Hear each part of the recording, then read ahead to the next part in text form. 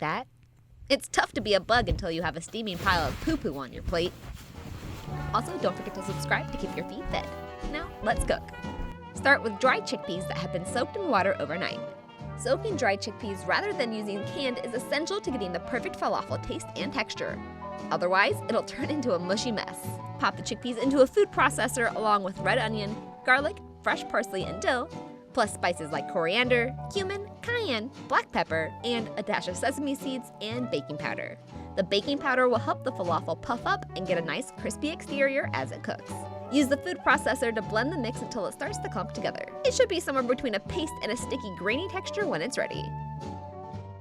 Try not to overblend or else you might end up with the hummus instead.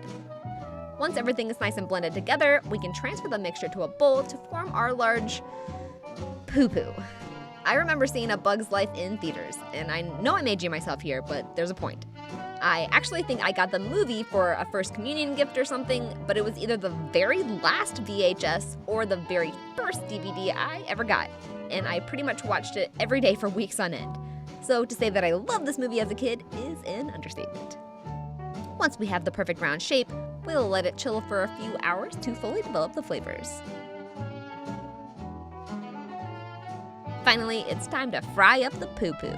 We'll fry our large log of falafel just long enough to get a nice golden texture and cook it all the way through. There's definitely a fine line between too hot and a high risk of burning the outside while trying to cook the falafel. So go for a lower fry temp in the 350 range that will get the outside nice and crisp and allow the interior to cook through without absorbing too much of the oil and getting too greasy. Once it's nice and golden brown on all sides and a thermometer reads the center of the falafel around 165 degrees Fahrenheit, let the large poo-poo rest for a few minutes to finish setting the insides. We don't need a runny poo-poo on our hands, that's for sure. Then we'll finish it off with a generous drizzle of tahini sauce before serving it up to our colony at home. This poo-poo is, well, despite its appearance, it tastes just like a huge falafel. And honestly, I can't believe how many times I've had to say poo-poo for this recipe. It can be eaten with a fork or sliced and served up in a pita. Or just dig in like a fly on a pile of poo-poo. What fictional feast should I make next? Let me know in the comments below.